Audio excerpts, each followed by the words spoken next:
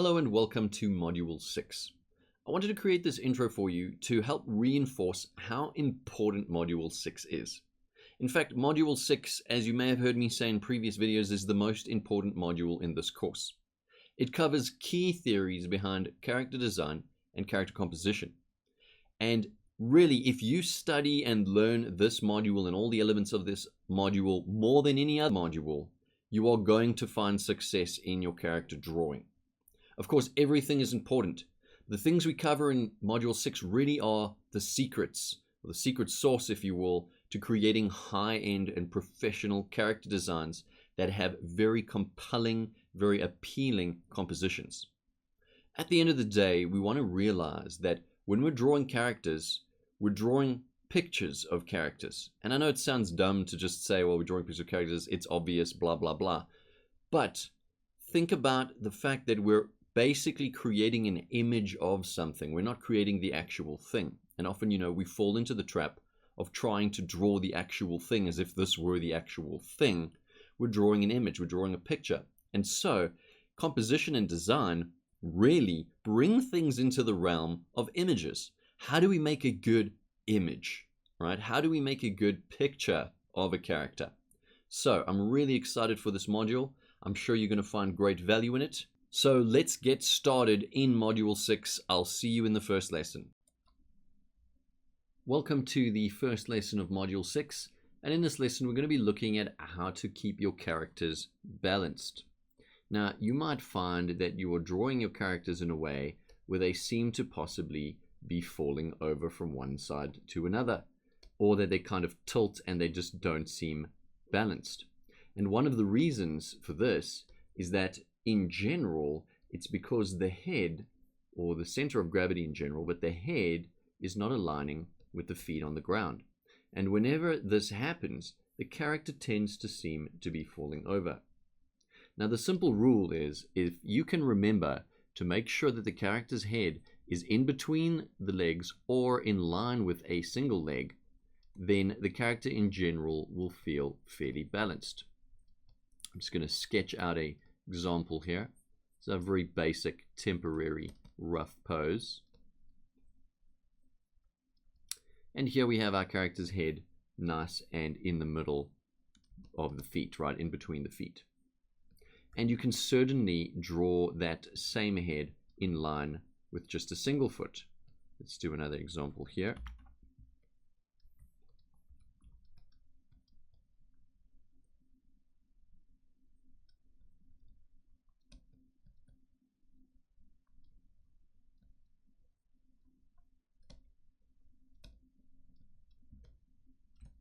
And the character will still seem fairly well balanced. So whenever the head kind of leaves the range of the feet, the pose will tend to seem unbalanced. However, this is mainly discussing it in terms of standing poses. What if, for example, your character was leaning over or bending over? So, for example, their head is here. We're going to draw their body like this. Maybe their legs are over here. And maybe they're reaching down to grab something.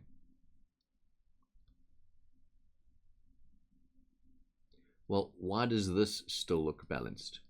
And this brings us to the topic of the center of gravity. As long as the center of gravity of the form is falling in line with the feet or around the area of the feet, generally in the middle of the feet, you should be good. Your character won't appear to be falling over any particular way. So just make sure that you understand where the bulk of the weight of the form is. If a character is peering over to one side, maybe they're looking over a pier or something like that. As long as, in this instance, let's assume that the character's legs do not fit in with the theory that we've learned here. As long as the bulk of the mass is in line with the feet, or that center of gravity is kind of projecting down into the middle of the feet or onto a single leg, you should be good and your characters won't appear to be falling down.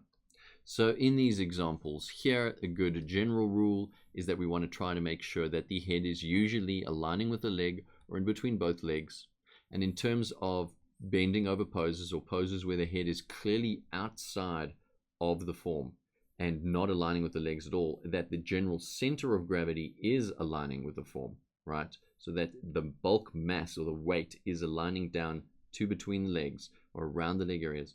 And in this third instance here, where the head is totally not aligning at all, but the bulk of the mass is, again, between the legs, you should be good. Your characters won't look like they're falling over.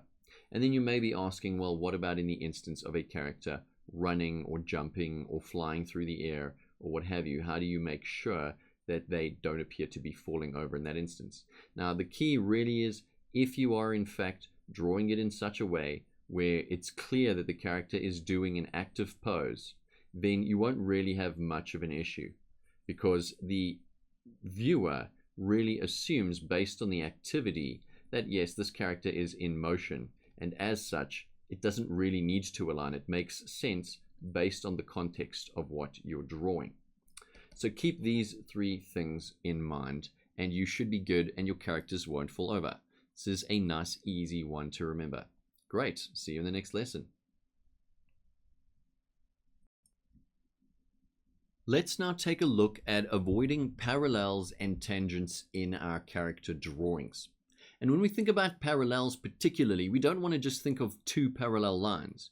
We want to think about anything that parallels, ideas that parallel, shapes that parallel, negative space that parallels, objects that parallel. And so the first thing we want to avoid is something called mirroring.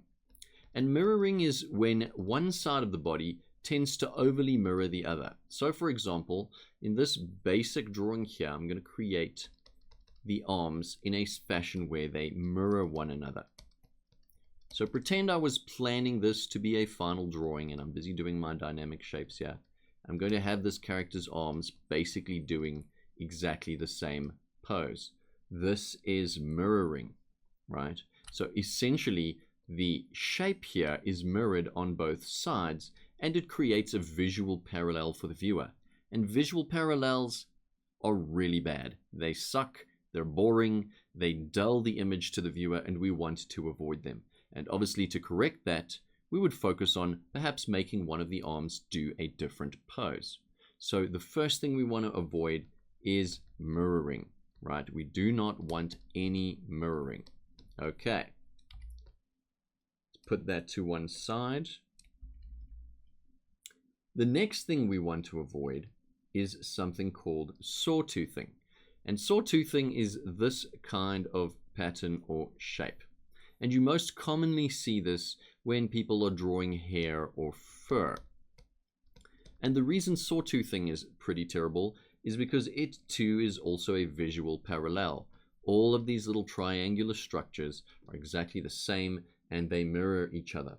And what you want to strive for rather is shape-based composition theory, where you are varying the size of elements. So here we have different size of elements going on for hair and fur, and we aren't sawtoothing. So keep sawtoothing in mind and avoid it at all costs, especially when you're doing hair and fringes. Do not sawtooth. All right, so that's what sawtoothing is. Then we're going to talk about curves against straights, particularly in a shape sense, right? Particularly in a shape sense. Let's say, for example, you're busy doing the final touches on an arm, and we'll start with the shoulder here, and pretend we've already planned out all of our dynamic forms and so on, and we want to draw the arm. And we've drawn the upper arm here, and then we can come down here, and we'll just draw in the lower arm elements here, for example. This area over here is very much paralleling. And you might say, well, isn't this crazy? Aren't we going into too much detail? I think that arm looks fine. I would say to you, no. We have to basically spend a lot of our time eliminating parallels. And so what we'd want to do here is use the straight against curve theory to try and straighten up one side and leave the other side curvy. And so in this instance, what we could do to modify this is really say, oh, well, let's make the tricep more of a straight shape. And you can see that overall, we get a much more dynamic looking arm because we have this visual straight contrasted against this curve. And again, what we're doing here is we are eliminating parallels. Okay, so we want to spend a lot of time eliminating parallels in our work, and straight against curve, for the purposes of eliminating parallels, is one of the best tools that we can use.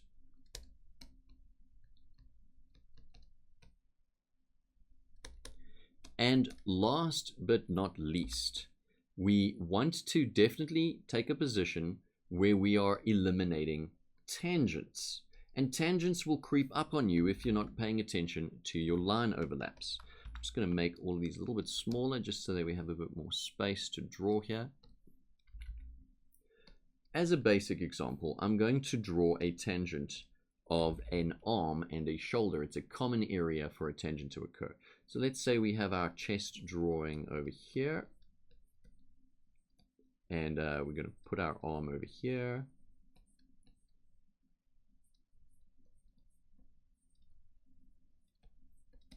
And now I'm getting ready to go and do some of my detailed anatomy drawing on top here. And so what you will see sometimes is that people will kind of just put this shape like that and we'll move into the arm. And what is happening is that we're forgetting to put the overlap in. So to the viewer, it's not clear whether the bicep here or the arm muscle here is, or the arm itself, should I say, is in front of the chest or not, or if the chest is in front of the arm. And there are instances where you really need to show that. And so what we need to do, we've learned about this already, but I wanted to reinforce in this lesson, is overlap, right? We want overlap. And we have to be very aware of these tangents happening in our pieces. So these four things are really, really something we want to be paying attention to all the time. And you'll have exercises dealing with this, helping you to make sure that you're always aware and always looking out for, let's call them the four evils of drawing. All right, eliminating parallels, making sure we're not mirroring elements in our piece. Those are visual parallels, symbolic parallels. Making sure we don't have sawtoothing, shape parallels. And of course, we want to make sure that we are showing our overlaps clearly so that we're supporting the forms that we've worked so hard to establish in our drawings. Let's move on. In this lesson, we're going to take a quick look at a concept called squash and stretch. And squash and stretch really just means that if something is stretching on one side, it's squashing on the other. Generally speaking, this usually has to do with actuation points. So if we pretend this is our hand over here, and this is our forearm and the upper arm. If the actuation point here was to move up in this fashion, we would get a compression on one side and we'd get a stretching on the other. And so this really is the very basics of squash and stretch, that because of a mechanical feature of the anatomy, when the movement occurs, we will get a compression of muscle on one side and a stretching of the muscle on the other side. Now, where this also applies and is extremely relevant, and we will cover this in more detail later in the course, is in terms of character facial expressions. Now, the head also has an actuation point on it, which would be the jaw, somewhere around there. And of course, that is going to have the expected squashing and stretching occurring as the mouth opens and closes. And it's something we want to be aware of so that we're always keeping in mind what is happening to the muscles, what is happening mechanically, and where should we be squashing and stretching the actual skin surface area of our characters. But when we come to the face, because there are so many muscles on the face, there are quite a range of movements. So the mouth area can move to a degree. The nose has a kind of a small range of movement, but it can move. The eyebrows have a range of movements as well. We also have the eyelid movements, the brow movements, and so on. There are many different movements that can occur. And so squash and stretch also tends to happen on the muscular level, even when there aren't points of actuation in terms of the actual bone structure. So we really just want to take a quick look at what the concept of squash and stretch is. It's not a vastly broad subject really for us, although probably for animators it's something that they really scrutinize over, because of course they need to be aware of it in every single scene that they're sketching out. But nevertheless, squash and stretch is an important thing we want to keep in mind to keeping that realism and that believability, should I say more that believability in our pieces, so that their skin seems like skin, their muscles seem like muscles, and so we are persuading the viewer more so of the existence of this character. And that is our quick overview of squash and stretch. In this lesson, we're going to take a look at secondary animation or secondary actions. And right from the offset, before we even look at any examples, because we have the word secondary there, it makes us then think, well, what is the primary animation or the primary actions? Secondary animation or secondary actions, and let's roll with actions henceforth, really are the things that are happening secondarily to the primary action of the pose. And so here we have two examples, two gestural examples of a character running and a character kind of standing carrying a case. And in this instance, we can see here that the primary directionality of each of these, as indicated by a line of action, has got a particular kind of angle to it, a particular kind of tilt, or a particular kind of direction of action in the pose. Now, of course, the character running is doing something way more active than the character just standing still. Yet at the same time, we can use this theory to enhance both of them. A common mistake is for people to draw the secondary elements doing nothing. So here's our character running. We've got the hair in a static position, the shirt in a static position, and the pants are really in a static position. There is no mind paid toward perhaps these elements are moving as a secondary result of the primary force, right? And similarly here in the static character, well, we just assume that because the character is static, everything else should be static too, or the character is standing still, so perhaps everything else is very much still. And so the character's hair here is just really straight down, the scarf is straight down, the dress is straight down, and the case is very much parallel. However, a better way to approach this would then be to say, well, what secondary things could be happening as a result of the primary force?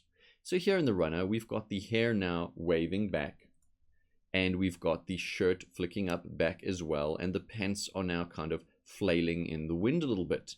And it adds an immense amount of energy and dynamism and flow to the piece to have its secondary actions taking place.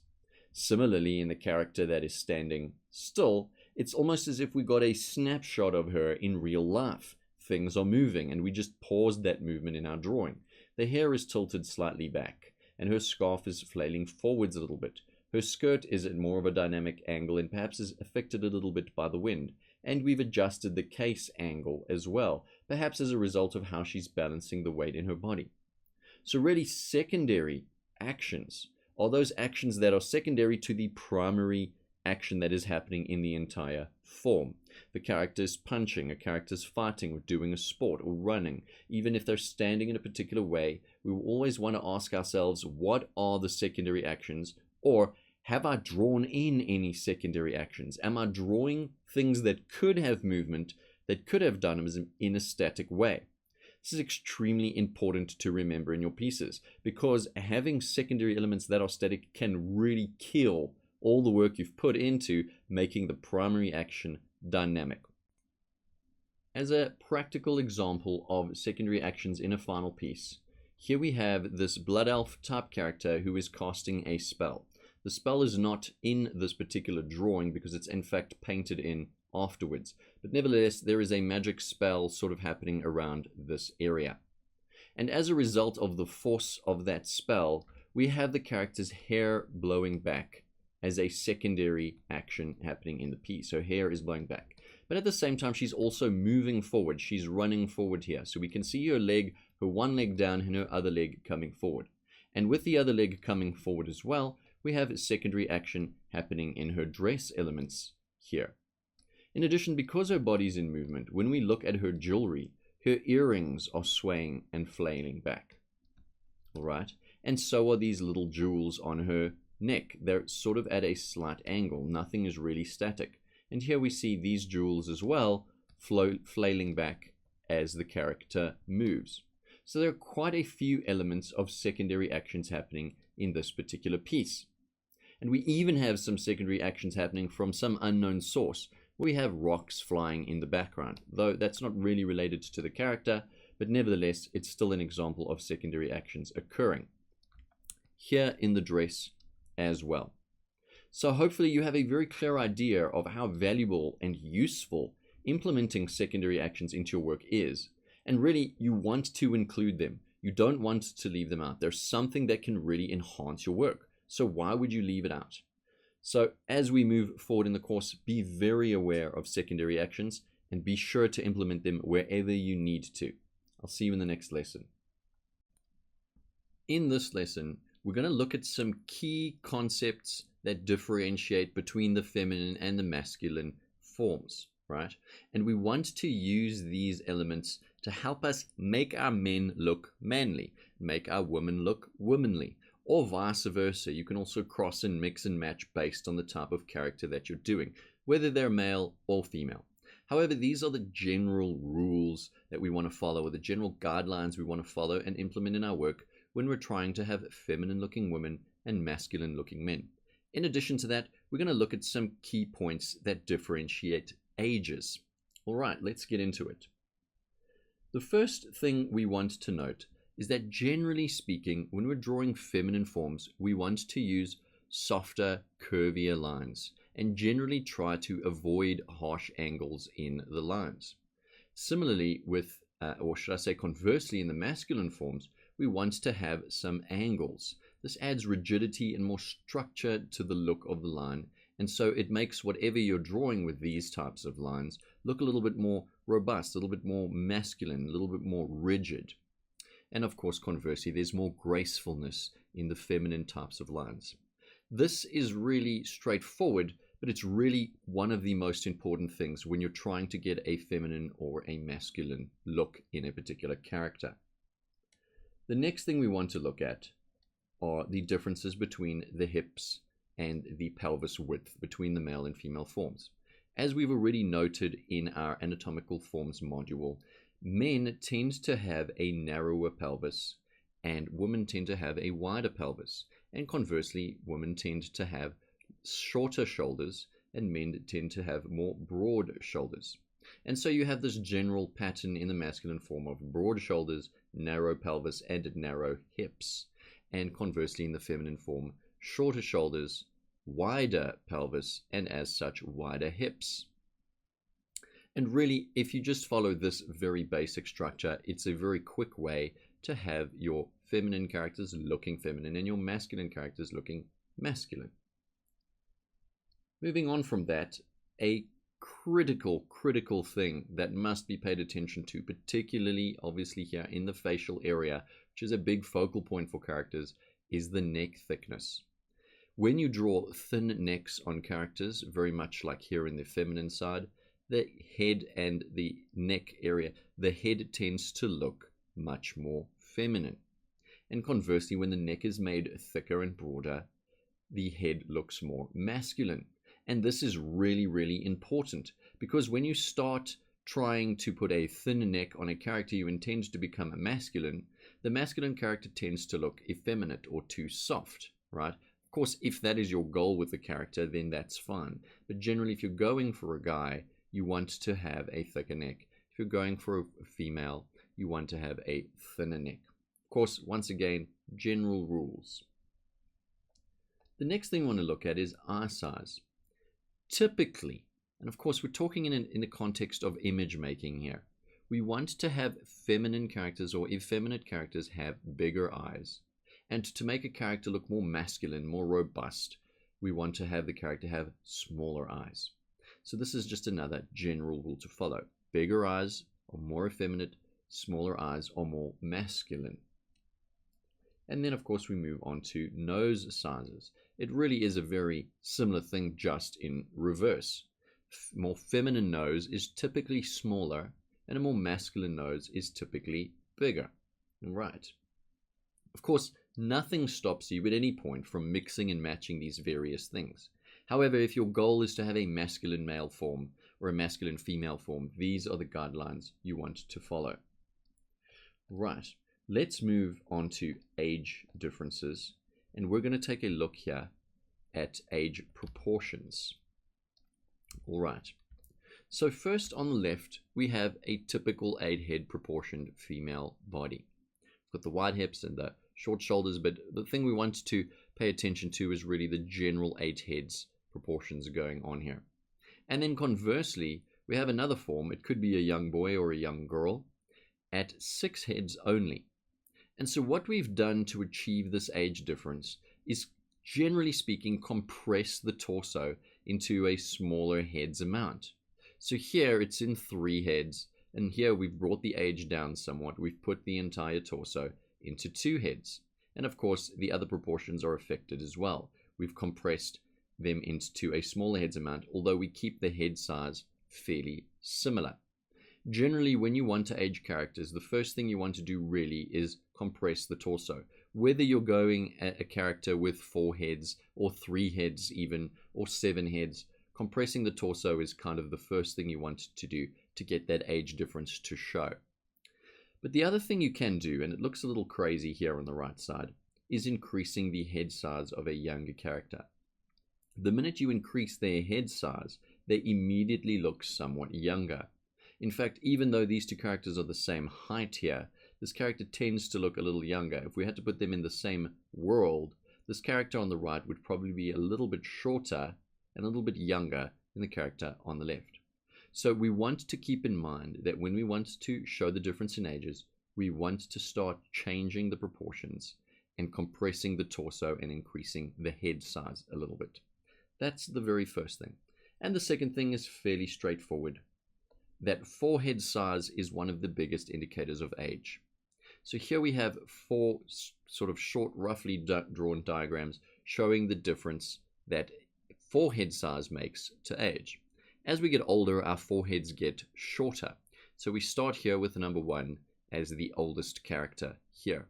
We move into number 2, slightly bigger forehead, character looks slightly younger. Number 3, a slightly bigger forehead, and the character looks younger still. And then over here in number 4, and more of an extreme example, if you look at babies, they have absolutely massive foreheads.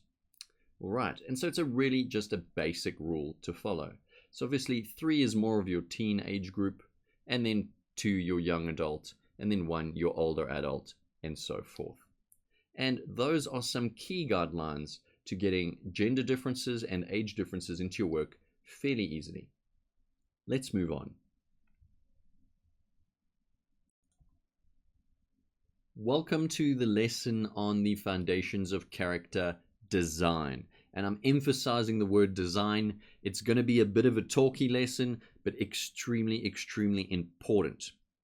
All right, so when we're talking about character design, the first thing that we really want to be aware of is vision. Now, earlier on the course, I emphasized how important this is. Vision, or the story, right? Or the feeling, right? Or the idea, okay? Now, being able to draw well and being able to create good characters are kind of 2 different things, right? You can be good at drawing, whether observational or imaginative, but whether the character that you're doing itself is a great character, is a well-designed character, is another matter entirely. And so what we want to do before we get to the page, right, to draw the actual character, perhaps we could do it on another page to do some planning, or we're thinking in our minds, is we want to constantly be aware of and asking ourselves, what is the story of this character? What are the feelings of the character? What is the idea behind the character? And basically this all falls into vision, right? You want to have a strong vision of what you want to do. And I don't mean a strong image in your mind of what the character looks like. No, I want us to think more about not I want to draw this thing, more like I want to create this person. So you're not going to make an it, you're going to make a who, right?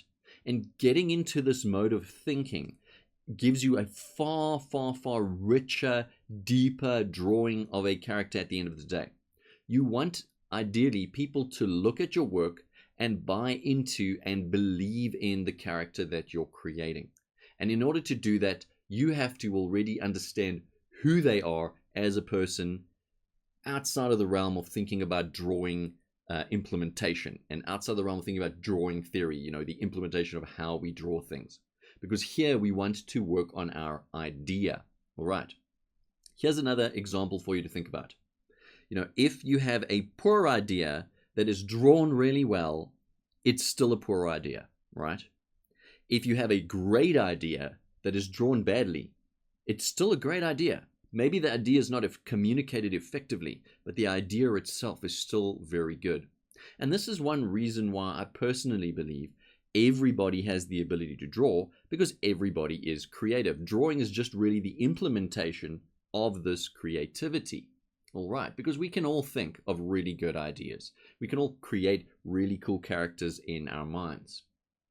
All right, so some questions we want to ask while we're thinking about and planning is, the first big important question is, what is the character thinking or feeling, right? What is the character thinking or feeling? All right, so we want to say to ourselves, okay, we've got this idea, we want to do this type of character. In the moment that you're drawing it, or in the moment that you're trying to capture in the image, what is the character thinking? What is the character feeling? And why do we want to ask ourselves these questions? What impact will it have on the drawing? Well, if we know what the character's thinking, we know how they might move. If we know what they're feeling, we know how they might move or express themselves. These things may even tie into what they're wearing on that particular day. And you can see how deep this sort of rabbit hole actually goes. It's quite a complex world that we're trying to do. Because when you're creating deep characters, they require deep thought, right?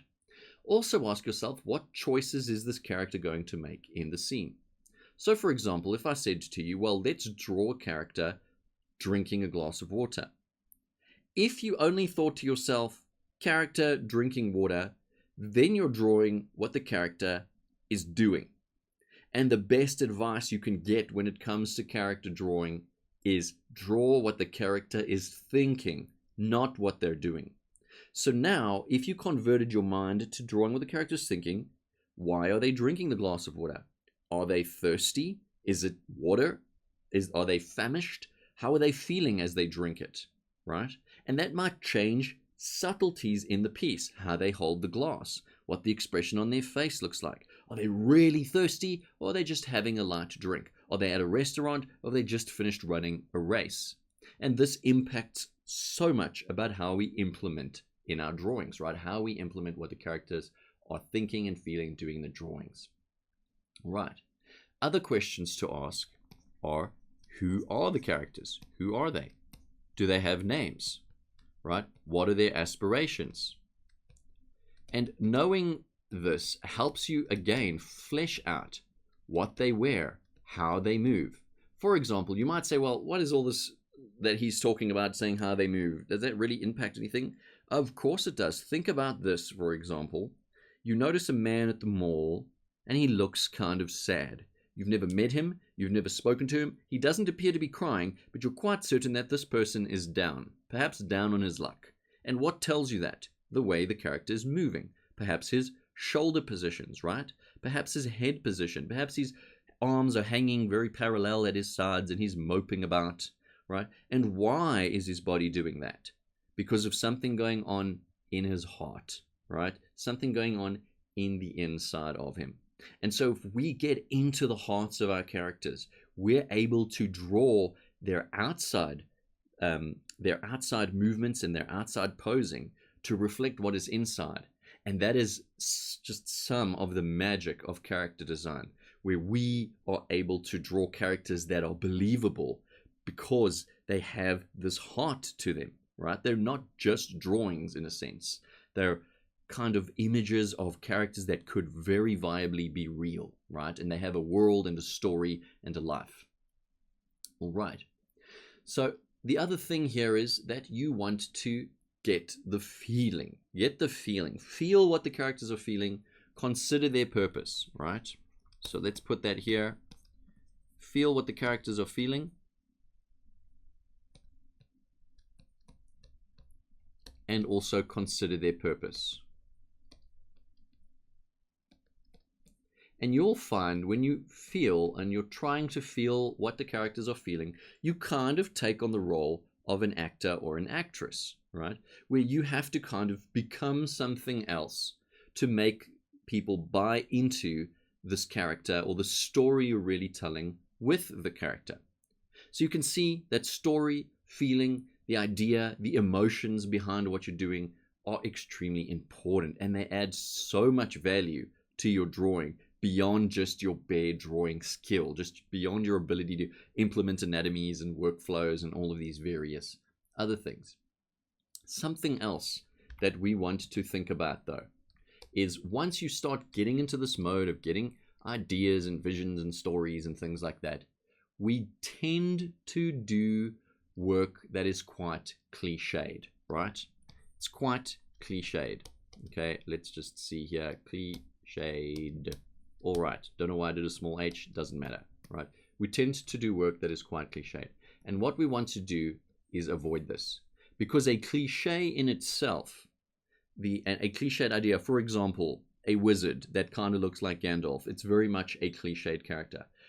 The cliche in itself is a type of symbolic parallel. When you draw a cliche, someone sees that it's a cliche, they recognize that, they say to themselves, well, I've seen that before, right? That's what they would probably say to themselves. I've seen that before. I've seen this kind of wizard before.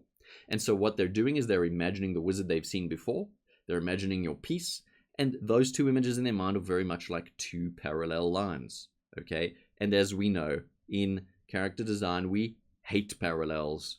We want to eliminate them.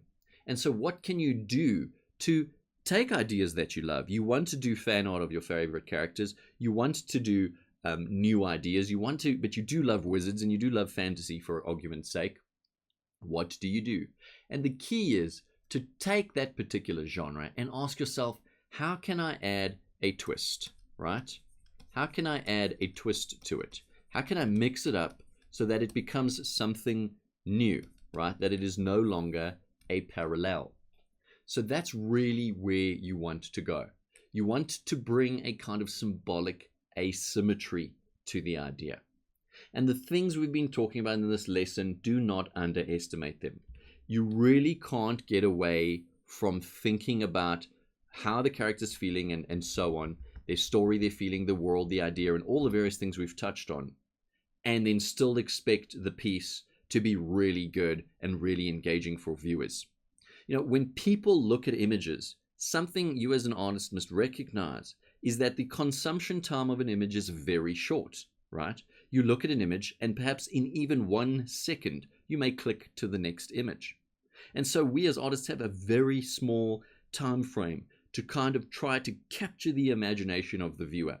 And even if your drawing is really good, but it lacks these elements, people will just click next after a second.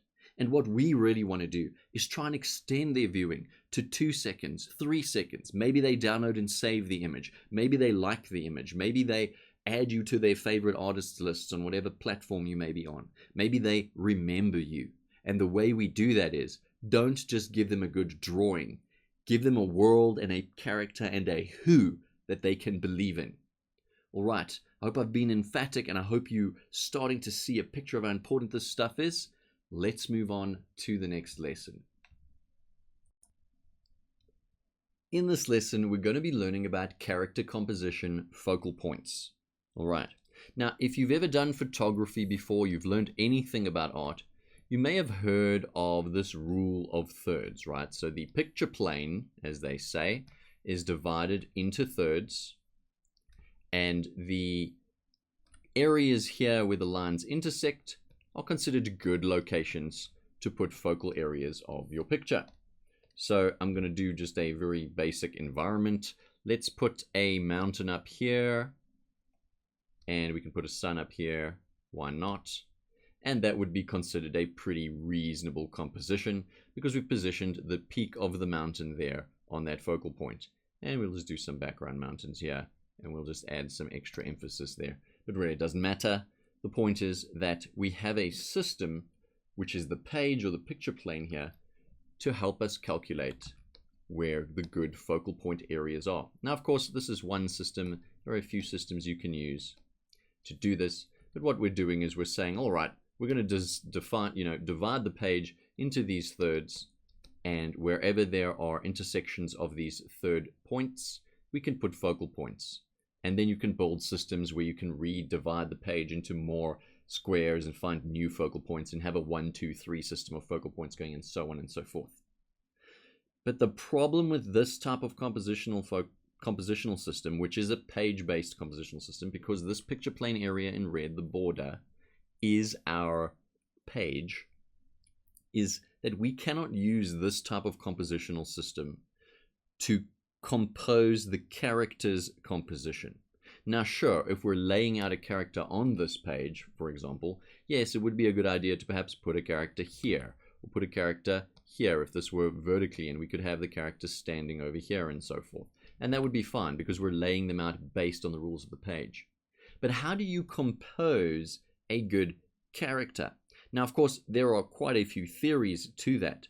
But before we get to that, the first thing we want to learn about really is the importance of the face and the hands in a character drawing.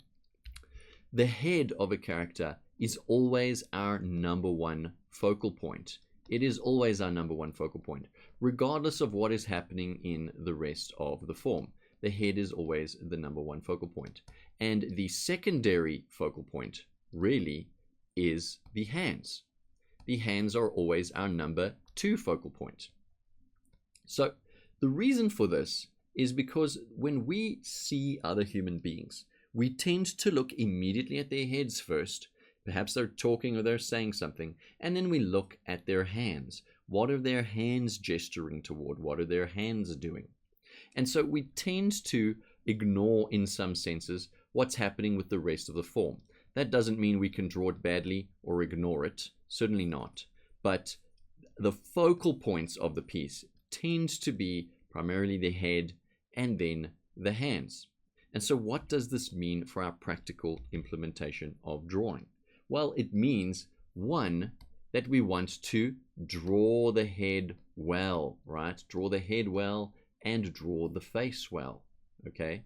We really want to put a lot of attention into drawing the head well and the face well. The second thing it means is, it's time, people, to get really good at drawing hands, right? We need to draw the hands well. If you mess up the hands, it can actually mess up the whole piece. And obviously, similarly, if you mess up the head and the face, you can mess up the entire piece. Let's say, for argument's sake, you drew a perfect body, awesome hands, and you messed up the head. You might as well throw the piece away because the key focal point of the piece has been messed up. Now, it's very important that we take this super seriously. You can actually get away with a mediocre body, awesome head, awesome hands, but you certainly can't get away with the vice versa of that. However, there's something else we want to do in terms of composition when we're talking about character drawing. And that is, because we know that the head and the hands are focal points, we can manipulate this to create a visual loop. And what do I mean by that? Well, we know that generally they're going to look at the head first. So what if we positioned the hands in a way where they kind of flowed in some kind of system? Let's say, for example, this character here is pointing to themselves, where the hands flowed in a particular way as to create a visual loop. I haven't drawn in the body here, but bear with me. Right, I'll just draw that in quick. And so what we're doing here is, let's say his hand is on his hip. We end up looking here at focal point number one, which is the head, the face. And then we start looking around the piece. But you can see here that we have this directionality kind of happening with the character's left hand. And despite what may be happening in the legs or the feet, this hand has a kind of directionality there. And it has a sneakily put in pointer in the thumb pointing back to the character's face. And so what we're doing is we're creating a visual loop, right? And why is this visual loop important, or why is this visual loop a good idea? Because it keeps viewers engaged in our piece, and they can't understand why they keep looking at it. Now hopefully, of course, you've implemented the head and the hands and the face really well, so that's already an engaging reason, and the piece of art that you're doing is really a nice piece of art. You've done your refinement and your structure, and everything's really good. But these are sort of, I don't want to say sneaky, but these are some kind of subconscious things that we're doing in order to keep viewers more engaged in our work by creating visual loops. And this isn't a new concept. This isn't some kind of crazy new concept. It's done all the time, from landscape paintings to portrait paintings. Various techniques are used, whether they're playing with the value or the edges or the amount of detail. They are doing things to keep you looking at their piece. And often you wonder, I don't know why I like this piece of art so much. Well, take a look and say to yourself, are they creating a visual loop between focal points? Are the focal points leading to each other in a way that keeps my eyes engaged and moving around the page? All right. Hopefully this has been an exciting thing for you if you didn't already know, because it's quite fun to do as well. Now, of course, not every character pose you do and every drawing you do is going to have this. Particularly if you're doing concept art, there we're focusing more on the design of the character in terms of their outfit and their costume, and not so much about engaging, because that work is created for something else, for a video game or for a film. But when we're talking about explicit character drawings and character art for the sake of being viewed and enjoyed, doing these visual loops is a very good idea. But we want to cover an additional topic as well. And that topic is the face. And what I want to point out here is that the face is such a wonderful canvas for its own types of composition, right? And it has a structured order of what is important on the face. If we're talking about just the face on its own, then the number one focal point of the face would be the eyes, right? Of course, it seems pretty obvious, but let's just state it anyway. Our number one here is the eyes. And then our number two focal point on the face would be the mouth, right? And so whilst it's a lot harder to create visual loops in here, it's important to know that people will look at the eyes first and then kind of look at the mouth as a secondary focal point to back up what the eyes are doing. So for example, this might look very strange if I make the character sad and looking up and smiling, although they look a little unsure now. That looks a little weird, but nevertheless, where I was trying to make the character look sad. So in order to back up what's happening at focal point 1 in the eyes, I'll then want to match what is happening in the mouth. So maybe the mouth moves to more of a sad kind of mouth. All right. And something to think about in regards to this is the order of importance in terms of overall composition, where primarily the eyes are the headline. This is in terms of our emotions and communicating the emotion. Secondarily, the mouth supports the eyes. So the mouth is the sub-headline. And then the body, primarily starting with the hands and then the body, supports what is happening on the face.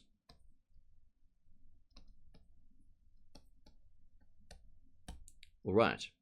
So we want to think about these focal points in terms of the entire body, the head and the hands being super important and the rest of the body kind of being focal point 3. We want to think about those loops. And we want to think about the order of composition and importance on the face, with the eyes being pivotally important, and then secondarily the mouth, and then the hands and the rest of the body supporting what's happening in the face. And this really is our character composition focal points. Let's move on to the next lesson. In this lesson, we're going to be talking a little bit about designing iconic characters, or character iconography. Now, when you think of the word icon, like someone is an icon, or why is this person an icon, or you think about characters that you know are very familiar to you, whether they're from books or video games or movies or what have you, ask yourself, what is that one thing that if it were taken away from that character, would have that character cease to be who they are? If you change that one aesthetic, visual thing about them, would have them cease to be who they are. Iconography in character design is all about taking away things so that there are only a few things that are truly definitive of that character's visual aesthetic. So, for example, if you were drawing a magical girl, you added millions of pockets to her and a magical dress and magical gloves and a crown and a wand and these types of boots and these various color schemes and so on. You know, in that sense, she would have many elements that defined who she was. And what you wanted to try and do with your characters is distill them down, remove elements so that you have a particular look that is quite definitive of that character. To further expand on this, let's take a look at some examples. Here I have drawn just a basic face. This character is a no-named character. She doesn't really exist to anybody in any context. There's no story to her or anything like that. But if we start adding a degree of iconography to her, you'll notice that she starts to become somebody. In this instance, she kind of looks a little bit like Wonder Woman. And that's because she has the hairstyle and the crown and this star on the crown. Things that are iconic of Wonder Woman, right? And Wonder Woman would cease to be Wonder Woman in many respects. You wouldn't be able to tell the difference between her and anyone else if she didn't have her crown. In the second example, I'm sure you can guess who this is. Princess Leia from Star Wars. Her hair buns are her main iconographic element. They kind of define who the character is. And if we only saw a silhouette of Princess Leia, we would know it's her because of the distinct shape and the distinct iconography of her hair buns. Once again, a popular video game character. This character now looks like Tracer from a video game called Overwatch. And her large goggles and her funky sort of hairstyle are her definitive elements. But even more so than that, it really is her goggles that define her. If we took her goggles away, we might assume it may be Tracer, but we're not quite sure if it was really her. So her goggles really are her main thing, right? Her main icon. And just as an aside, I added this last one. Don't know if you can guess who this particular pirate might be, but there are certain elements that particularly define this particular character.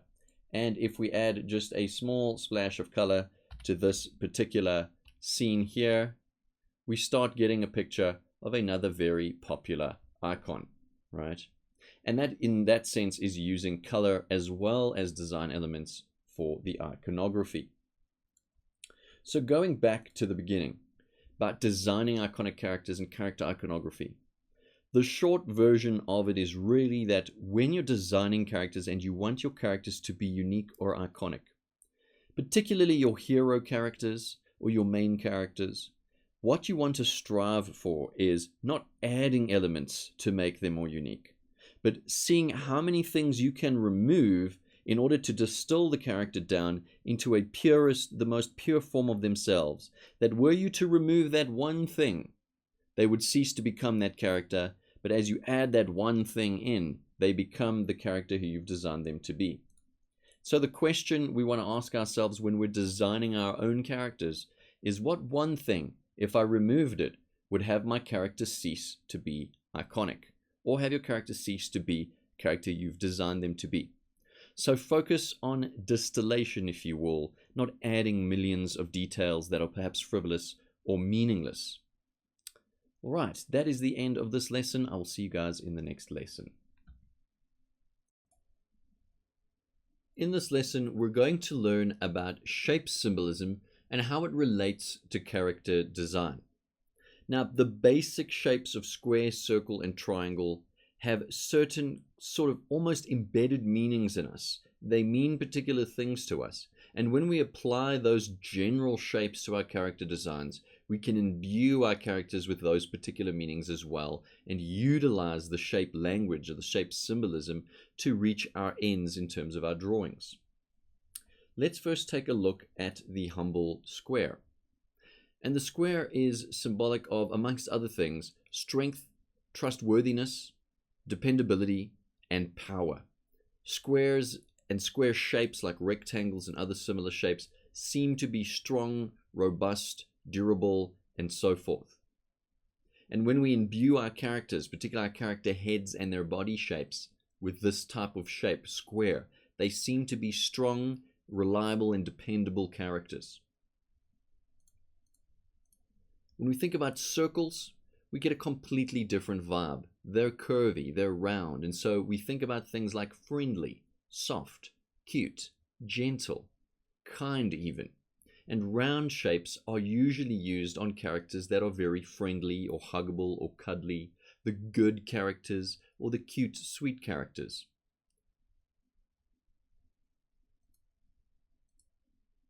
And triangular shapes have a sense of mystery. They're sharp. Those three corners are very sharp. They give a sense of evil. They also give a sense of danger. Even in our society, many signs that we have that are triangular are usually warning you of something. So triangles are very much warnings as well. And so I have some examples here just showing three character heads and what the different shapes of those heads do to the characters. The first character on the left is a guy. He looks like a dependable, everyday guy who you can trust, someone who could probably lift heavy boxes for you. And then the second character is an anime-style girl or manga-style girl. And she looks cute and soft, and she has a lot of round forms in her. And then last but not least, we have a character that is not too trusting, and he looks a little bit suspicious. And his overall shape silhouette is of course that of a triangle. When we overlay the shapes, hopefully you start getting the general idea of how powerful using basic shape symbolism can be in bringing an archetype to your character, whether they're good or evil, dependable, or a mix of shapes, right? It's your call on how you want to use them, but I want to make you aware that shape symbolism is there for us to exploit when we're designing characters. Let's move on. Silhouette value refers to the value that the overall silhouette of our character drawings adds to the piece and brings to the piece. Good silhouette value is clear, understandable, readable, and makes sense to the viewer. As you can see in front of you, we have 5 silhouettes, and I need not label what they are because you can already tell what these objects all are simply by their silhouette. Hopefully you can already see that silhouette has quite a lot of weight in terms of the understandability of the subject matter. In our character work, we want to be sure that we are making a clear and a readable silhouette, and that we can bring some of that value that the silhouette adds to the piece overall. Let's take a look at an example. This piece here is quite hard to distinguish. We couldn't really tell what's happening here, and you can try to wager a guess what this piece is. It looks kind of mutant to me. Might be someone sitting on a mushroom. I'm not entirely sure. They have some kind of manly hairdo and perhaps a ponytail or something in their hair. I'm not sure. All right. And this is an example of a bad silhouette. It doesn't really give much information. We have some hints that it's a human. It's got a head shape-ish, some hair-ish possibly, and these are probably fingers. But there's not much else here. You couldn't really ask a 5-year-old, hey, what's going on here? They probably wouldn't be certain of what this in fact even is. But when we make sure that our silhouettes read well in our pieces, we suddenly have a completely different vision entirely of what is going on. So clear and readable silhouettes are definitely something we want to be aware of and something we want to strive for. However, usually speaking, when we learn about silhouettes, that leads us into another problem. And this problem is called fly swatting. as we seek to make better silhouettes, we sometimes get tempted to draw every single component of the body outside of the form. And so we end up having characters that kind of look like they've been hit with a fly swat. So I'll just draw this little dude out over here. He's a bit of an extreme example, but you'll get my point. He looks as if a fly swat has come and literally smacked him completely. A giant fly swat has hit him, and he's really kind of like squished onto the page, as if he were splattered right onto the page. Now, of course, we want readable silhouettes, but at the same time, we want the silhouette and the forms of the drawing to read well altogether. And in order for us to actively persuade the viewer that we have realistic, believable forms, we need to introduce overlaps into our work. And sometimes we need to hide body parts. So if, for example, this was a drawing of someone with one hand on their hip and the other on their leg, it would probably still read pretty fine as a silhouette. But we're hiding the right-hand side arm. And because we're hiding the arm, the viewer gets a sense that the chest overlaps the arm, and so we've introduced a sense of depth, right? So wherever there are overlaps, we're introducing depth. And here we can even hide the back leg with the front leg, and the silhouette will probably still read. All right, so what we want to do is find a balance between silhouette value and having our overlaps and making sure that our image does not fly swat. Take, for example, the two people on the bench. We can see generally that they're sitting down, they're looking toward each other. We can't see their arms that well, but we can see their legs. And yet we know that there are overlaps happening and that there is depth happening. And this is the kind of balance we want to strive to achieve. Good silhouette value, good silhouette read that is clear and easy to understand, but at the same time, we don't want to fly swat our characters, squish them so that all limbs and all elements of the drawing are available and viewable at the same time, because that then kills the three-dimensionality and the depth that we want. I hope this has been useful for you. Let's move on. They may be three seemingly simple, easy to understand things. However, these three elements are essentially the core overarching things we want to always be focusing on when we're drawing characters. The facial expression, the character's pose, and their clothing and accessories. But simple looks are deceiving, and there's a lot more depth to this. Regarding the facial expression, whenever we're working on a character, the head is the number one focal point, and so is, of course, the face. And so the facial expression needs to read clearly exactly the feeling and the emotion that we're going for in the piece, whatever that may be, whether the character is stoic, whether the character is excited, sad, or contemplative. We need the facial expression to read. And it's first and at the top of this list simply because compositionally, the head is number one, and we want to always remember that. However, that number one focal point needs to be supported by the pose. Whatever the face is emoting or doing, based on the feelings that the character is experiencing, the pose needs to support that too. And the pose needs to read well. It needs to be dynamic. It needs to have a great silhouette. It needs to have dynamism. It needs to have overlaps and flow, opposing curves, and many other theories that we've learned along the way. And the posing is an especially tricky part because many people find that they tend to master the head, get the heads that they want in the style that they want down well, but when it comes to character posing, it remains a mystery. However, in the next video, we will cover this extensively. Nevertheless, the pose is pivotal to supporting the facial expression. And last but not least is the clothing and the accessories, or the outfit or the costume that the character is wearing. And why this is important is it tells the viewer about the greater world that the character is in. Imagine, if you will, a character in a construction outfit, or a character in a submarine outfit. It tells us a lot more about the greater world. It gives us a greater idea of context and story to the character, and we can say a lot about the character's personality by what they wear, how they wear it, the colors that they're wearing, the styles that they wear, and the way that they do their hair, and so on and so forth.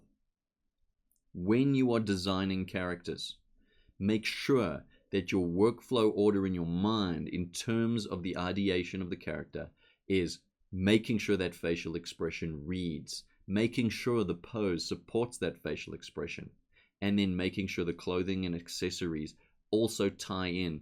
This is one of the key secrets of good character design, covering these bases and constantly thinking about them as you work through your piece. This lesson may seem somewhat simplistic and straightforward. However, don't be deceived by the apparent simplicity of these three elements. If you are someone who is very perceptive, you will start to realize that these three elements can be translated relevantly to vehicle design, environment design, industrial design, and they really mark out the three major elements of all designs that we want to focus on. In the upcoming demos, we will go in depth into the practical reality of implementing these three core topics. So consider these your three main goals and your three main points of focus when designing your characters. See you in the next lesson. What we're going to learn about now is perhaps the most straightforward explanation you will probably ever receive of dynamic character posing. Right. So character posing can often be very tricky. A lot of times artists will find themselves having to utilize and lean on reference too much because they find it very hard to think of good poses. Or if they think of good poses, it's very hard to implement those poses in a way that things don't look static or strange. But with these 5 very straightforward sort of rules, I suppose, I wouldn't want to call them rules, but these sort of 5 straightforward guidelines, you're going to be able to dynamically pose characters well. Let me say just before we get started looking at these things, that this is one of the most important things I would ever teach you type of things. So really, if you commit to memory these 5 things, or heck, if you write them down and you use them as in a checklist sort of fashion, right, as you're drawing, you will be able to dynamically pose characters really well by just following these guidelines. Obviously, you also need all the other theory. That's just how it works. But these 5 guidelines are a shortcut, if you will, to easily understanding how to dynamically pose and what elements to include when you want to dynamically pose your characters. I'm going to list them out, and then we're going to go and look at what they are. The very first one is the lines of action, right? Lines of action, that would be the primary line of action, and then the secondary lines of action. The next big one are the horizontal and the vertical tilts. The third one are twisting elements, right? You might be like, twisting elements, what does that mean? Right, twisting elements. The fourth one is foreshortening.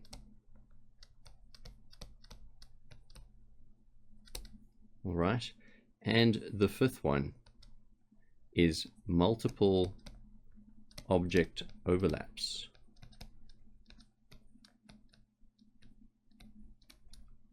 Let's take these guys, pop them in the corner, right, and look at them one at a time. So these 5 elements, if you include every one of these 5 elements in your character drawing, you're going to have a dynamic pose, right? Of course, once again, with all the previous theory, gesture, we want the gesture to be strong, etc., etc., etc. But these 5 elements, you can really checkbox them and say, have I got this, have I got this, have I got this? All right, let's look at line of action, the primary line of action, the secondary line of action. The line of action, as we've discussed in Module 4, refers to the primary line of gestural movement in the form. And so here, when we're talking about it in terms of dynamic posing, we want to make sure that the overall rhythm of the primary line of action, which is this big line we've got running through the form here, and the rhythm of the secondary elements, that would be the arms and the legs, flow with one another, that there is a kind of a flow, a rhythmic flow, that we're not having weird, and let me do this in a different color, weird angles coming out like a line, an arm's doing this and an arm's doing this. You know, there's no flow in that. It's kind of counter to the rhythm and the flow that we're seeing when we have a good primary and secondary lines of action. Let me do these in a different color just to emphasize them. So these would be our secondary lines of action, and then the big red one in the middle is our primary line of action. And so if you're looking at your piece and ensuring that your primary line of action and your secondary lines of action flow well together, that is the first key element to dynamic posing. Let me also say that you of course need to ensure that your forms are following this flow, and that would bring us to our opposing curves theory, where elements are opposing, of course based on the angle of the limbs and the angle of the various elements of the body. But we need the opposing curves to work, and this is where we get that term rhythm once again. So you can see it kind of pulsates, everything flows in a rhythm. So you want to check the box that your pose has a strong primary line of action, right? And we want to exaggerate that, so that, because we know that detailing and building detail on top kills the gesture quite heavily. And then we want to have secondary lines of action that flow with the primary line of action. And that is our first thing that we want to take care of when we're doing dynamic character posing. Right. Horizontal and vertical tilts. We covered this in the gesture module, module 4. And that really is ensuring that while you've got that flow going, in fact, let's use that previous example. While we've got that flow going, we want to make sure that the eye line, the shoulder line, the pelvic line, and if possible the knee lines are not parallel with one another, right? You can see that all of these lines would converge at some point. Okay, and those are the horizontal tilts, and the vertical tilts refer to just the vertical versions of those tilting. So if at all possible, you want to ensure that there aren't parallels here. Now just keep in mind, this is more of a guideline, because there are going to be times where you may have the eye line and the shoulder line parallel, or what have you. But the idea is you want to constantly be striving to break these parallels, because doing so adds dynamism. It makes the piece not look static or like a sticker or like a dead object, or maybe like a figurine. It makes the character look real, as if you've caught them in a moment of time. So you want to make sure and check the box that the horizontal and vertical tilts are there, and that there are no parallels between these lines. All right. Now in terms of twisting elements, this refers to, possibly by now, you've probably been drawing every element facing sort of the same direction. So as a demonstration, I'll draw a character here, just a kind of a quick gestural drawing. Okay, so there we have our forms, and let's change the tilt of that pelvis. Just doing a quick dynamic forms sketch here.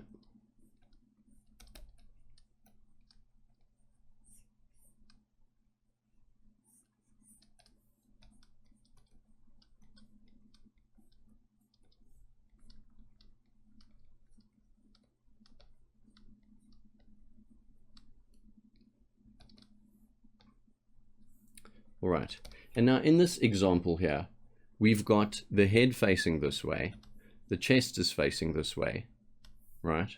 The pelvis is facing this way, the knees are both facing this way. Okay, we haven't really drawn in the hands, but the arms and things, well, these guys are actually mirroring each other a little bit, but nevertheless, you can see the bulk, these big elements, they're all facing the same direction. Now, twist refers to adding rotations to things, and rotations can be in arms. So for example, you may draw arms and hands, sorry, you may draw a fist coming forward like this perhaps, right? However, to twist it, what we would do is we would actually give it a bit of a rotation, right? And have it twisting in. And that is an element or a way for us to imbue more dynamism in our piece. So in this example, if we took this character's head and we just flipped it around, we've now got a more dynamic piece. The chest is facing one way and the head is facing the other. And indeed, we can even make the pelvis face the opposite way as well. And really, it's about thinking about those points of articulation in the form, in the body. Where can we twist things? Where can we rotate things, right? And we use these twists in combination with our horizontal and vertical tilts to bring in a lot of dynamism into the piece. So this looks like a slightly impossible pose just because of the degree of the twisting, although no doubt someone out there can probably reproduce this. But, and I'm not sure exactly what pose this would be. But the idea is that we're rotating elements. We're adding rotations to the arms and to the legs and to the feet, where we want to twist things, right? Twisting elements. Here we rotated their heads, so the head now faces that way, and the chest faces that way, and the pelvis faces that way. And a lot of the time, you're going to see the rotations happening around the pelvic area and the head area. These are the main zones, right? The main zones. But as I said, there's nothing stopping you from having the wrist twist or the feet angles twist. You know, have the feet point in different directions. You know, you can do so much with twisting. And it's fairly straightforward. Just think about where are those points of articulation. All right, and that is what twisting elements is. Making sure that the entire body doesn't just point in one direction. And if possible, try to get three or four twists happening in the piece. 3 or 4 somewhat obvious twists that the viewer can clearly see. One thing is pointing this way, another thing's pointing this way, and another thing is pointing this way. This is actually how we add that dynamic detail, if you want to call it dynamic detail, into a piece, without actually having to render tons of millions of details, trying to draw in dynamism like that. We're kind of imbuing it with these subtle things like twisting elements. All right. And then coming to point 4, foreshortening. Foreshortening, as I've done in this wrist here, is we tend to generally not do too much foreshortening because we're afraid, generally speaking, because it does seem kind of complicated to foreshorten elements. But this really goes back to us drawing in 3D. If you were going to draw a fist coming down like this, for example, you might draw it like that, but it might be more dynamic to have the character lift up their arm and actually have the hand overlap the back of the arm, and so we have this dynamic foreshortening happening where the hand is clearly closer to the viewer, right, and it's coming toward them. Now you get something called extreme foreshortening, and that's sort of those scenes where the character's head is kind of like down here, and maybe it's a superhero and they're flying forward and their fist is really huge like this. And you can do that as well. It's really the same principles of drawing in 3D and just sizing based on distance. All right. So perhaps there's our character there. Okay, so that's extreme foreshortening. But extreme foreshortening, it's great for extra drama and that. But I think in your general character designs, just ensuring you've got some foreshortened elements in the piece. And that doesn't have to be the body specifically. It could be a sword, for example. The character, imagine this character is holding a sword. It could be a sword coming forward toward the camera like that. And that you have at least, I would say, 1 to 3 foreshortened elements in the piece, if possible.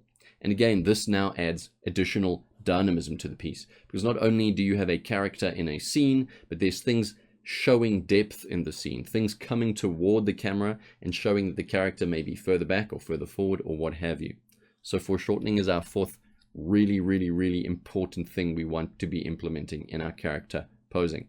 And let me just pause there and say that we are going to have plenty of demos where you will see this happening constantly, and you'll hear me talking about it constantly, and that is how we can achieve dynamic character posing. And of course, the last one is very important: multiple object overlaps. Now, if we look at this character here, And let me get a different color to draw over him.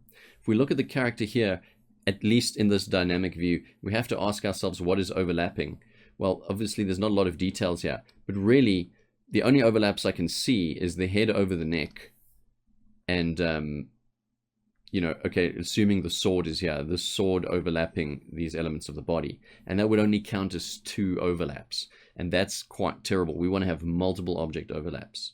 So whether this is objects and clothing that is overlapping elements on the character's form, hair that overlaps the character's head, objects, perhaps a belt strap that's overlapping, you want to ensure that you have multiple points of overlap. And again, don't fly swat the piece, right? Don't fly swat. If you can move an arm behind and the piece can still look great and dynamic, do so. Hide that arm, because then you're introducing another overlap. And you can actually circle and count the overlaps in the piece. So multiple object overlaps, making sure there are a bunch of different objects that are your big overlapping objects. I would say a minimum of 5 to sort of 7. Of course, everything I'm saying is really just guidelines. Draw and implement things as you need them. But remember, you want to have a quantity of foreshortened elements and multiple object overlaps in the piece. Because once again, when we overlap, we imply depth. And then we also therefore imply dynamism in the piece. All right, it makes it look more believable. And these things are really, crucially, one of the greatest sort of art secrets, I suppose, that there are. Doing all 5 of these things in a piece will bring your artwork to levels, unprecedented levels of awesomeness. All right. Let's now take a look at some examples where we're going to be identifying these elements in these 2 pieces. And I'll just use different colors here to indicate them. And it would be a good exercise as well for you to go and find some artwork that you really like or that inspires you, and do these same draw overs of those pieces and see if you can find the multiple object overlaps and the twisting and the tilts and so on and so forth. All right, so let's first take a look at the line of action here. This guy right here, he has that kind of line of action in terms of his primary line of action. And then his secondary lines of action here, this arm here is doing this, and that one's kind of going like that. And this one's coming around, and this one's moving in. And then the legs aren't really detailed here very much. All right, so those are our lines of action. Could be a little stronger, could definitely be a little stronger. The chest could be out a little bit more. Of course, there's always things to improve, but nevertheless, those are our lines of action, making sure that flow is there. All right. Then we can look at our horizontal and vertical tilts. There's our eye line. Here's our shoulder line. The pelvic line is a little hard to read here, but based on the indication of the belt, it's probably around there. All right. And so we have no parallels in our horizontal tilts. And generally speaking, if that's the case, you generally don't have parallels in your vertical tilts either. Although the pelvis here may be similar. It's hard to read that one. All right. Then in terms of twisting, no twisting happening in this piece. So I'm actually going to write here no twisting. And when you're doing your roughs, if you notice that, you might want to introduce some twists into the piece. I'm talking about major twists here. I don't see any major twisting really happening.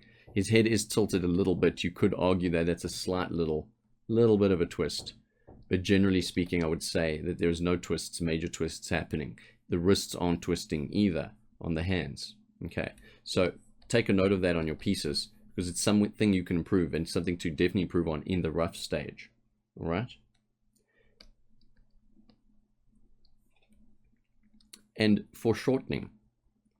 Here we can see this hand is foreshortening. It's coming towards us. It's certainly far larger than the backhand. And there are, of course, more smaller like examples of foreshortening. Little horn here is foreshortening a little bit. And the sword hilt here, as it goes down into the sword area, you can see that there is no parallel here. It's also going back into the distance. So the hand and the entire sword itself are foreshortened elements. And there's a degree of foreshortening happening here on the arm. It's coming towards us, right? Foreshortening. And then I'm just going to take these layers away for our analysis of the multiple object overlaps. You will see how important multiple object overlaps are in how many there are in this piece, and that's what gives it its sense of dynamism in a way. So for example, we have the horns overlapping the face, the ring overlapping that, the earring overlapping the ear, the whole head overlapping the neck, the head overlapping the hair here and here. So we've got a bunch of overlaps there. The shoulder and the arm overlapping the sword carrying thingy-majiggy. I've forgotten its name all of a sudden, but anyway, we'll leave it at that. The hand overlapping the chest here, the necklace overlapping the chest. All right, this shoulder overlapping the hair, these elements here overlapping the hair, this whole hand and arm section overlapping the character's entire body, the hand overlapping the sword, all right, the sword overlapping the thumb. Because these elements are being foreshortened, we have this hilt section here overlapping the sword blade. And then we've got all of these elements overlapping too, the belt overlapping the cloth overlapping the sword sheath, and the cloth overlapping the knee pad here, this horn spike here overlapping multiple things. It's overlapping its own base, and it's overlapping the sword sheath. Here's a cloth overlap. And so when you start introducing lots of these overlaps, you get tons and tons and tons and tons of dynamism in the piece. But you need to be aware of it, and you need to be brave in your drawing to make sure that you're not fly swatting the piece. Now, sure, I can definitely say I'm pretty certain that the silhouette of this character doesn't read super strongly, particularly because of the ponytail. It's changing the shape of the head. But going for those overlaps really adds dynamism when you're not looking at the silhouette. So if I was focusing more on silhouette, I might have added a negative space shape here just to show that this is a character whose arm is on their chest and so on. There's things you could do when you're in that mindset. But nevertheless, this is the example of the multiple object overlaps. So we're going to look at another example. Please do go ahead and find artwork that inspires you and test and approve these elements that I'm talking about, right? These 5 key elements. Okay, let's take a look at another example here. Okay, we've seen this lady before. Let's look at her line of action. Quite a nice line of action here in her form. Let's just see it's something like that. It's a nice S-curve. Just want to make sure that that's 100% right. Something like that, right? And we have the arm elements flowing. And when I say flowing, you must always think about this in terms of opposing curves. What is the general dynamic form of this hand? Okay, it's that. So therefore I know that it's going to flow that way, which means the next flow line will be opposing, right? And that is how we ensure that everything flows, making sure the opposing curves flow nicely into each other. Similarly here on the leg, and the left leg is opposing like that. And so we have nice flow and nice opposing curves throughout the piece. All right, let's take a look at the horizontal vertical tilts. So there's the eye line, the shoulder line, the pelvis line, and the knee line. All completely different. Great, that box is checked. Cool.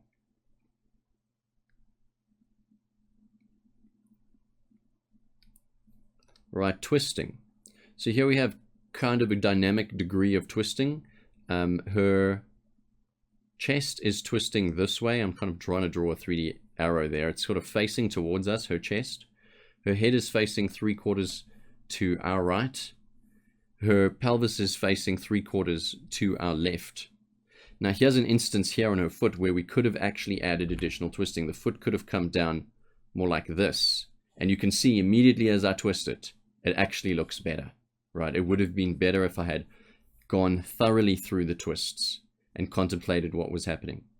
Here we have a slight hand twist to the right. Just slight, could have been enhanced a little bit more.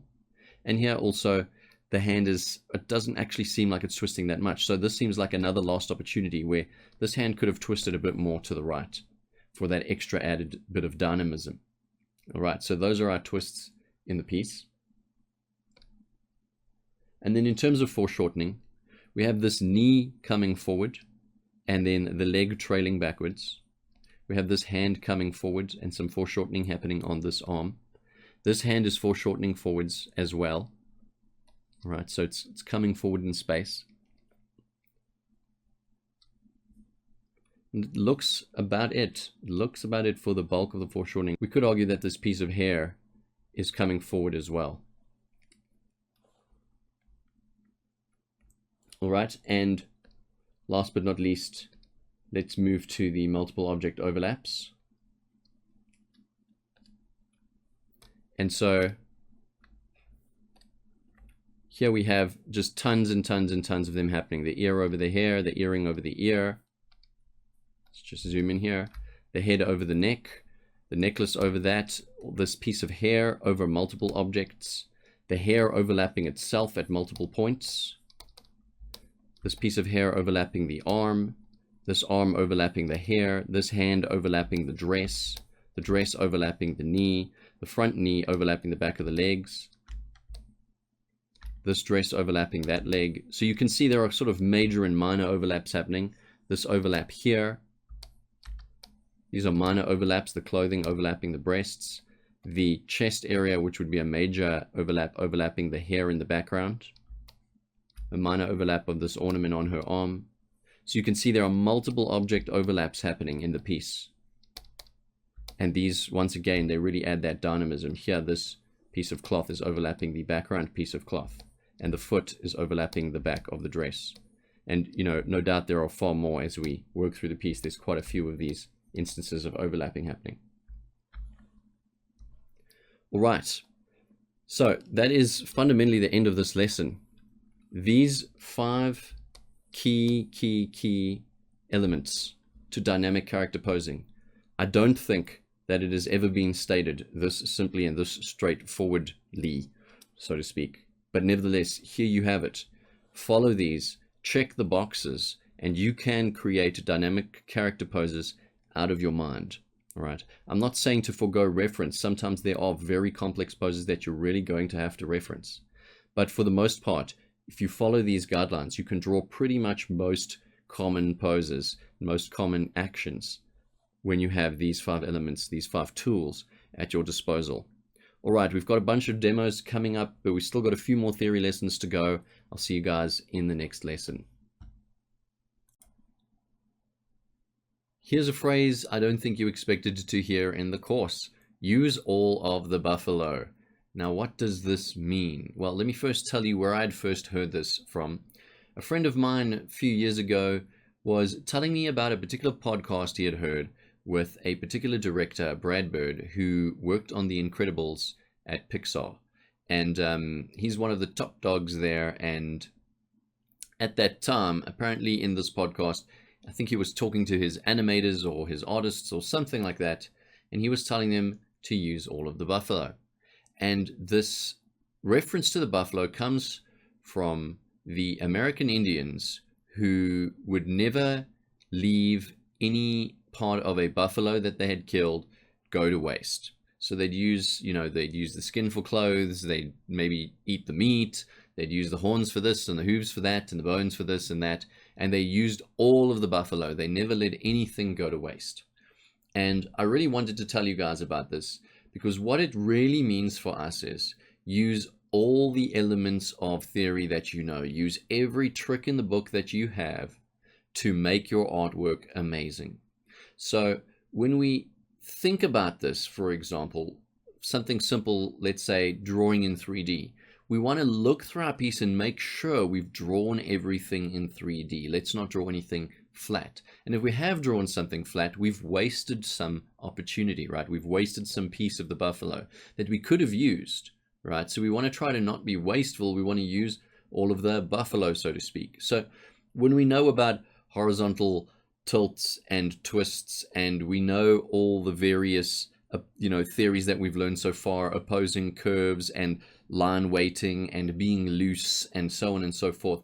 And of course, there's many theories, I'm sure you know by now, all these many theories that we've been learning.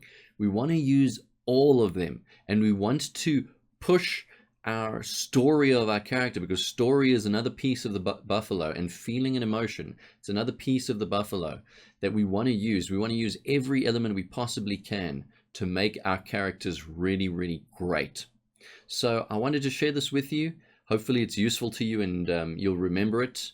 Use all of the buffalo, use all the theories. Don't leave anything out. Don't waste any opportunities you have to make your piece just that tiny little bit better. With 1,000 tiny pieces, you can have one really great piece. Thanks, guys, and I'll see you in the next lesson.